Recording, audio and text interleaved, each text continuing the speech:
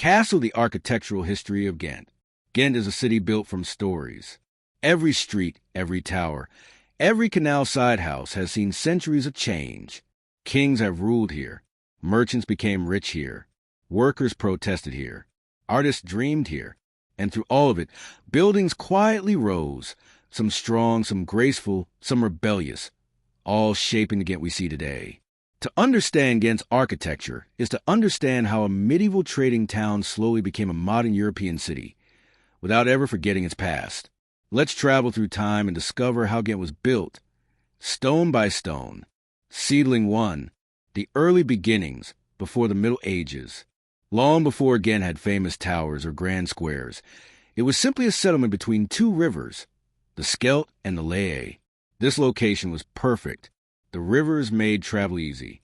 Boats could bring goods, people, and ideas. Early wooden houses began to appear around the water.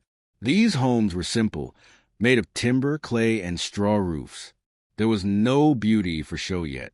Architecture had one purpose only: survival. People needed shelter from cold winters, floods, and attacks. Buildings were low, narrow, and easy to rebuild if damaged. Very little remains from this period today, but it laid a foundation for everything that came later. Ghent was born because of geography, and architecture followed that logic. Church 2, Romanesque architecture. Strength over beauty. By the 10th and 11th centuries, Ghent was growing fast. Trade increased. Christianity became central to daily life, and stone slowly replaced wood. This is when Romanesque architecture arrived. Romanesque buildings were heavy and solid. Think thick walls, small windows, rounded arches, and dark interiors. Why so heavy? Because safety mattered more than decoration. Cities were often attacked, and churches doubled as places of refuge. Stone churches were strong enough to survive fire and war. One of the best examples from this period is St. Bavo's Abbey, which played a huge role in Ghent's religious life. Romanesque buildings looked serious. They felt eternal. They told people this place would not fall easily. Architecture had become a symbol of power and faith. Castle 3. The medieval boom. Ghent becomes a giant. Between the 12th and 14th centuries, Ghent exploded into one of the richest cities in Europe. At one point, it was second only to Paris in size north of the Alps. Why? Because of cloth trade. Ghent became famous for producing high-quality wool textiles. Merchants grew rich. Guilds gained power. And architecture suddenly became a way to show success. This period shaped Ghent more than any other. Brick medieval urban architecture. Houses grew taller and narrower, especially near canals. The narrow shape helped reduce taxes, which were often based on street width. Stone replaced wood in wealthy homes. Brick became common, a material that would define Flemish cities for centuries. Buildings now had steep roofs, decorative step gables, storage floors for goods, living areas above workshops. Architecture followed daily life perfectly. Classical building Gravenstein Castle. One of Ghent's most powerful medieval symbols is Gravenstein, the castle of the counts. Built in the 12th century, it looks like something from a fairy tale, but it was deadly serious. With thick stone walls, towers, and a moat, the castle represented authority. It reminded citizens who truly ruled the city. The architecture was meant to intimidate. This was not beauty for comfort. This was architecture as control. Church Gothic architecture, reaching for heaven. As Ghent became wealthier, buildings reached higher, literally. Gothic architecture arrived in the 13th century and completely changed the skyline. Gothic buildings are easy to recognize. Pointed arches, tall spires, large stained glass windows, flying buttresses. The goal was simple: to reach toward the sky. Light became sacred. Churches were no longer dark shelters. They were glowing spaces meant to inspire awe. Bell, the three towers of Ghent. Ghent's most famous skyline feature is its three towers. St. Nicholas Church, the Belfry of Ghent, St. Bavo's Cathedral. Each represents a different power. Church, faith. City, freedom and law. Religion and art. The Belfry is especially important. It symbolized the city's independence.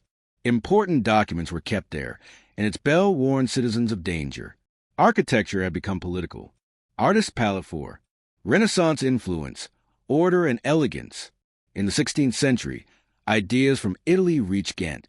This was the Renaissance, a movement focused on balance, proportion, and human logic. Buildings became calmer and more symmetrical. Instead of towering emotion like Gothic, Renaissance architecture believed in control and harmony. You begin to see straight lines, classical columns, balanced facades, decorative stone details. Merchant houses began to look elegant instead of defensive. Architecture now said, "We are educated. We are modern." Crossroads 5. Decline, conflict, and change. The late 16th and 17th centuries were difficult for Ghent. Religious wars, political conflicts, and economic decline slowed construction. Many grand projects stopped halfway, but architecture still changed, slowly. Baroque elements began appearing in churches and public buildings. Performing Arts 6. Baroque architecture, drama in stone. Baroque architecture is emotional. Where Renaissance was calm, Baroque was expressive. Buildings became more dramatic with curved facades, strong contrast of light and shadow, rich decoration, grand staircases. Church interiors especially became theatrical, meant to move the heart, not just the mind. Baroque architecture reflected a time when religion tried to regain influence through emotion and beauty. In Ghent, Baroque mixed gently with older Gothic structures, creating unique hybrids rather than total replacements. Factory 7. The Industrial Revolution, brick, smoke, and speed. The 19th century changed Ghent forever. It became one of Belgium's earliest industrial cities, often called the Manchester of the continent. Factories rose along canals. Chimneys filled the skyline. Workers flooded into the city. Architecture now served industry. Brick industrial architecture. Factories were built from brick and iron. They were practical, repetitive, and large. Windows were tall to let in light. Interiors were open for machines. Beauty was not the goal, efficiency was. But even factories in Ghent had a certain elegance. Brick patterns and arches gave them rhythm and character. Many of these buildings still stand today, reused as museums, homes, and cultural spaces. Houses, workers' housing. Entire neighborhoods were built quickly for factory workers. Rows of identical houses appeared, small, narrow, and simple. This architecture tells an important story, not of kings or merchants, but of ordinary people.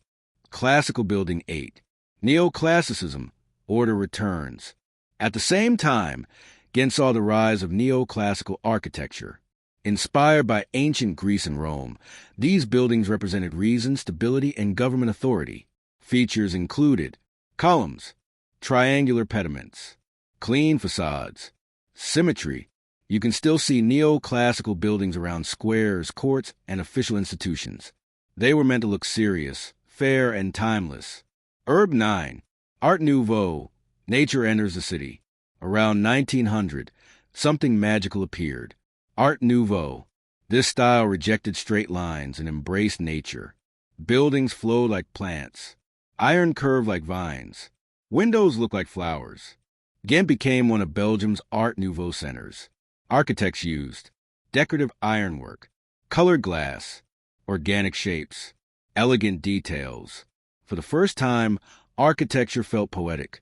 It wasn't about power anymore. It was about beauty and imagination. Collision 10. World Wars and Reconstruction. The 20th century brought destruction. Although Ghent was not completely destroyed during the World Wars, damage and shortages changed construction priorities. After World War II, speed mattered more than style. Concrete apartment blocks appeared. Modernist buildings focused on function, simplicity, mass housing. Some were successful. Others felt cold and disconnected. Yet even during this time, Ghent protected much of its medieval heart, something many European cities failed to do. Cityscape 11. Modern and contemporary architecture. In recent decades, Ghent has found balance. Instead of destroying the old, the city learned to blend past and present. Modern architecture now focuses on sustainability, glass and steel, adaptive reuse, respect for historic surroundings. Old factories become libraries. Warehouses become universities. Industrial halls become art spaces. New buildings often contrast with medieval ones. But carefully, Ghent does not copy its past. It speaks with it. Globe showing Europe Africa 12. Ghent today, a living architectural museum. Walking through Ghent today feels like walking through time.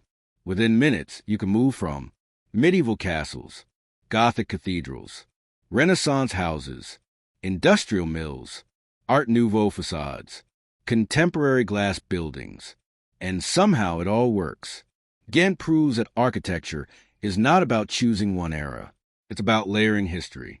Each generation added its voice without erasing the others. That is Ghent's true architectural beauty. Red Heart final thoughts. Why Ghent's architecture matters.